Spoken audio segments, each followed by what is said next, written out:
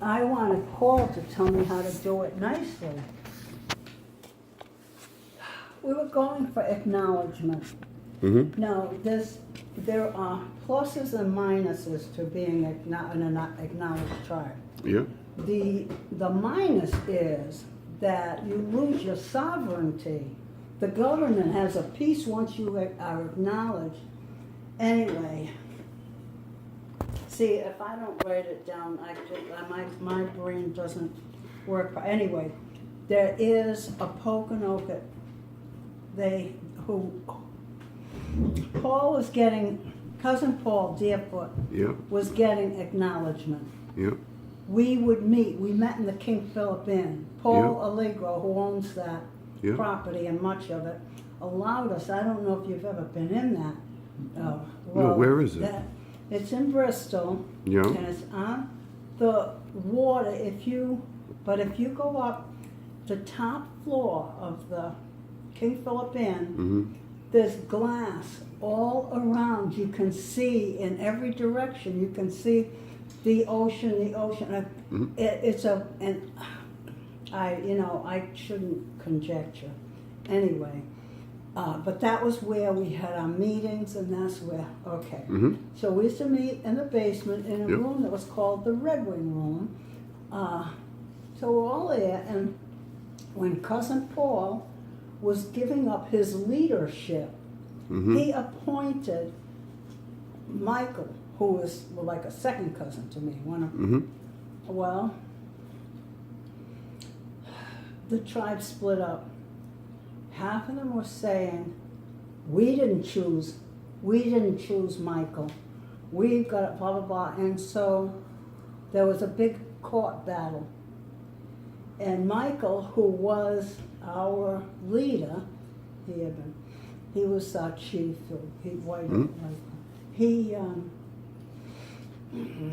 was sort of in contention with this other group of folk. Yep.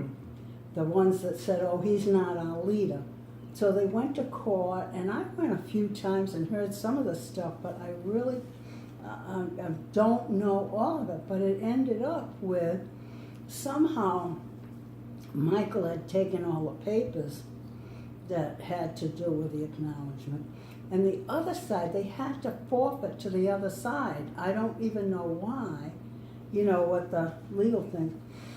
So Michael paid $10,000 legal fees, but now there's Poconokets, these people who had, and I'll tell you what, Princess Precious had said, Nancy, and she said to me in private, she said, it's color. Well, you know how some of the Indians are dark-skinned?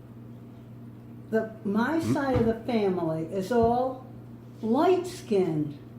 The side that came from Otis, they were dark. And Princess said, it's because, and Princess had really swarthy skin. She's a beautiful person. But anyway, that was that, and I got that from. So I don't know how to say that this schism that happened, and how am I going to say why? Because I don't know. I mean, it's just hearsay. However, that Pocono, I didn't realize all this had gone on. I was very active with everything, but not everything, and I didn't know everything, and you can't. Anyway, so when they had the Pocono, they said, okay, now you fill out these papers for membership. So I filled out the papers and sent them, and I got this notice back. Oh, you're not allowed because you're in Michael's group. I didn't even know there was a total split. Group. You're not allowed here. Now, the Narragansetts had kind of similar. My family was Weeden, was the family name. We're not putting any more Weedens on the Narragansett tribe. Now, Red Wing was half Narragansett and half Poconoket.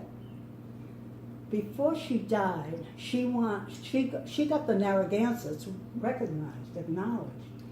before she died, she wanted to have the Poconokas recognized. Well, theoretically, if you go on there, you'll find they are. Now, the group that, I call them the bad Poconokas, but they are interested in reparation. Now, everybody is, it's like they're trying to get rid of the name Princess Redwing. So I've been thinking, and this just within the last 24 hours, I think, we should be the Redwing, Princess Redwing Poconokas. All right, so I'll show you, this is the Princess Redwing. I wrote this down. Oh, it's almost time.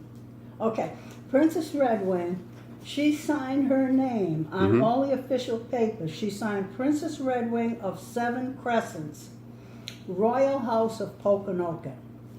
Now, the 7 Crescents is like a rainbow.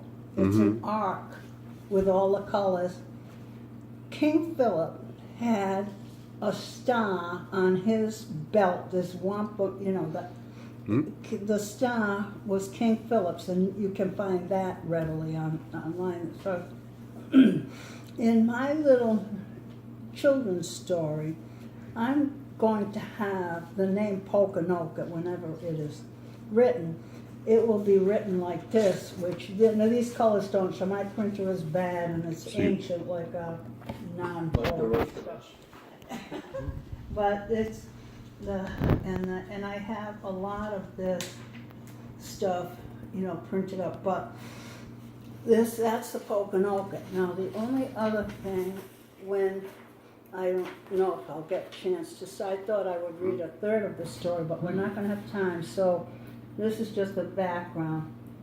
The characters, all the characters in my children's story, they're fleshed out, complete forms, but the main color for each is, in the fable, Princess Redwing is red, Orange Bird is orange, Dinner Dun is yellow, Slow Turtle is green, Angry Bird is purple, but then he has an epiphany, and when he awakens, he becomes a beautiful blue. The Greatest Chief is brown, the Little Dinner Duns are all the colors of the rainbow, plus some white, brown, tan, and black. The Trojan horses that you mentioned? The story, the whole story is, this is how I want to sneak in. Okay. The butterflies are all the colors of the rainbow in pastel shades. So you're having all these colors, every color is represented, and when they get together, it is getting all the colors together. And so someone said, oh, well, that's like the gay, you know, the gay pride. I said, that's fine. That's fine. I don't have a problem with that. Well, I've got a few minutes, so I'll start it. Many moons ago, all the tribes of the Poconoket Nation lived on one single island in the middle of the Sea of Oneness. They had named it the Sea of Oneness because they knew it was just that. No matter what side of the island they traveled to, they came upon that one great sea, all joined together, so they knew it was the Sea of Oneness. Always together, always doing always one, doing its job as the great body of water that it was. Now the winters on this Poconoket Island could be very fierce, with great winds and cold and snow. That is why it was most important for all of Poconoket Nation to be together at the rising of the full moon in the last month before the winter set in. They knew that it pleased the Great Spirit to see the nation joined together in good harmony as one. If the Great Spirit saw all the tribes and all the clans together in peace, holding hands in friendship, the great magic was worked. The magic potion was so strong that the nation could withstand the coldest, fiercest winter. In this particular year of which I tell, when the day of the celebration came round, when the moon would rise to its fullest, just before the winter set in, All the Poconoke people were preparing for the Feast of Oneness. Suddenly, the sky grew blacker and blacker. The clouds seemed heavier and heavier. The wind blew harder and harder. Slow Turtle, ever serious, mostly worrying, always trying to figure out the why-fors of the world, looked up at the darkening sky and thought about the why-fors of storms. Dinnerdan, never immodest because she had all her butterflies together, looked into the heavy clouds and with great calmness gathered together all the little Dinnerdans to be sure that they were safe.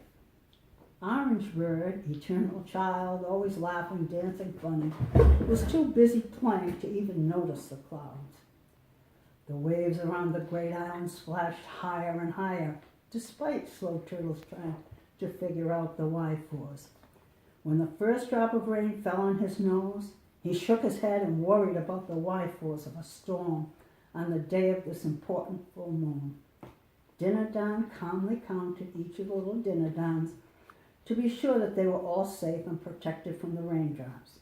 And Orangebird, always the child, scooted under a tree to play where she could stay dry.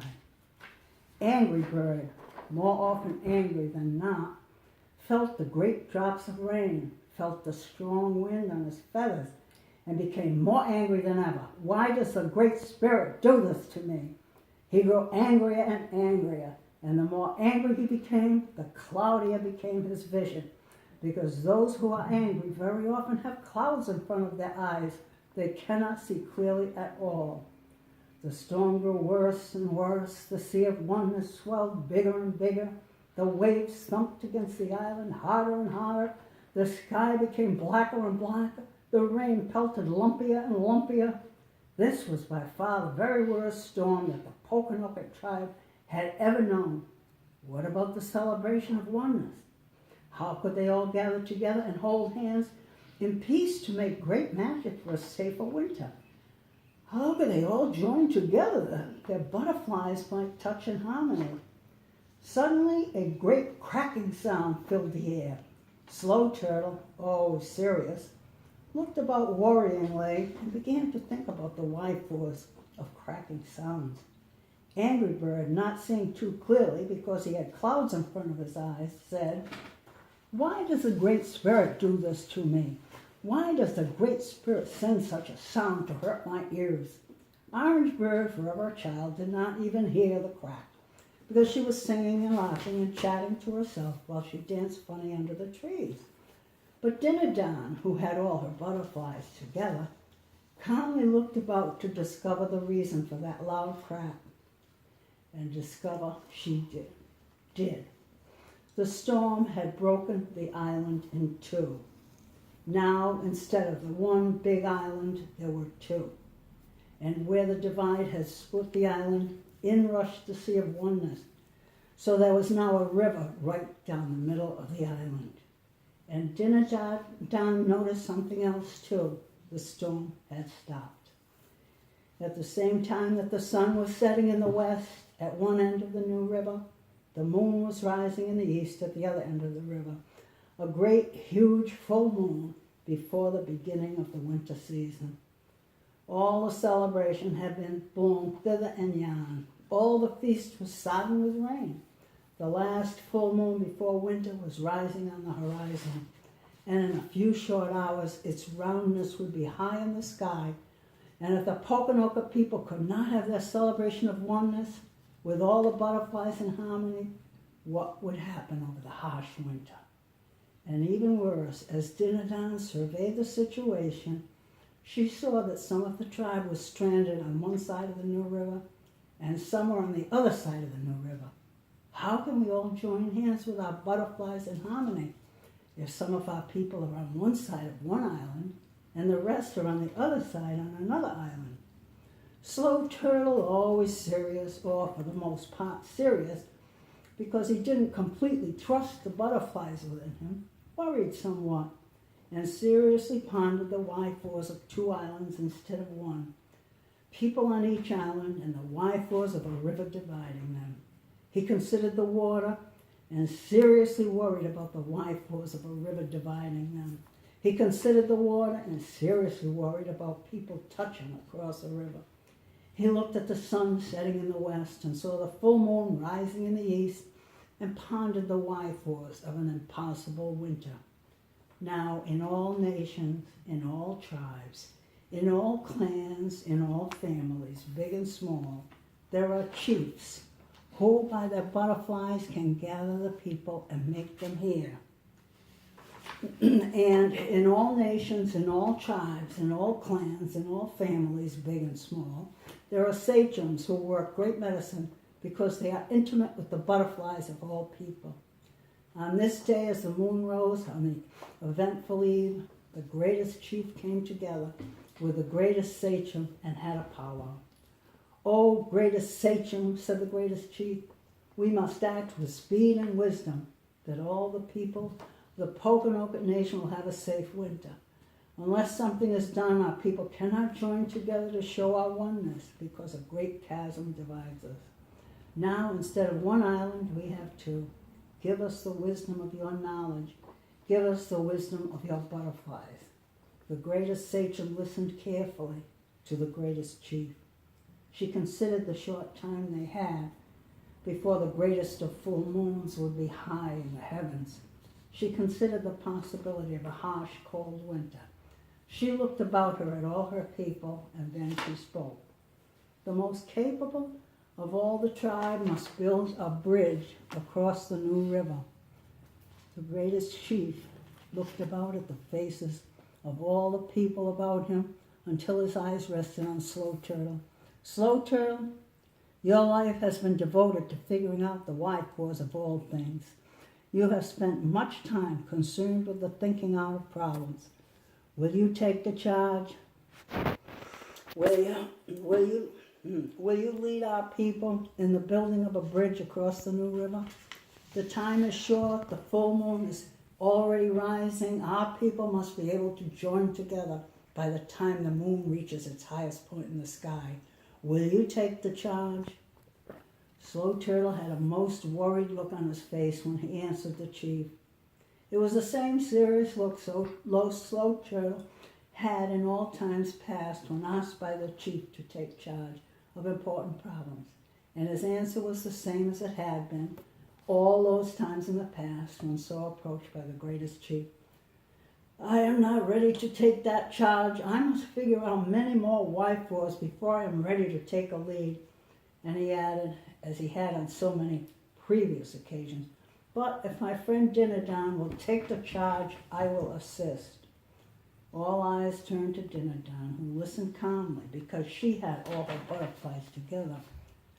Now Angry Bird, who had been wanting all the while to be chosen for this post of honor, said to himself, "Why did the greatest chief do this to me? Why didn't he choose me? Why do all these people always do this to me? Again and again they pass over me." And right then and there, Angry Bird decided that he would get back at all of them. He would build a new house in the farthest corner of the island and live there all alone, not have anything to do with a single one in the tribe. Even as Angry Bird thought these angry thoughts, the clouds in front of his eyes grew thicker. His vision grew even less perfect. Off flew Angry Bird to gather materials to build a home in the farthest corner of the island.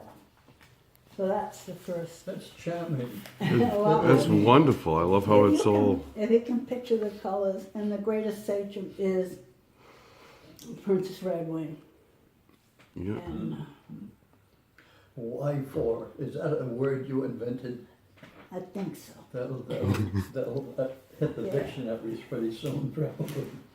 Well, it's like somewhen. Although somewhen is a word. I Yeah. don't know, Yeah. maybe I've never looked up why for. Why for? I know there's someone named Windsong. Windsong. Is it S-O-N is the end of it? or- S-O-N-G. S-O-N-G, like Windsong. Winsong. Yeah, Okay. yeah. Did Windsong. Yes. What my Can hearing. you do more next week? Yeah, we'll do another Okay. one. That would be great. Oh, thank you. You've been I so enjoyed it. gracious, all of you, with my, it's, you know, I believe it's all genuine, Nancy. I go in and out of saying, why do I bother, and can I get this done? Well, anyway.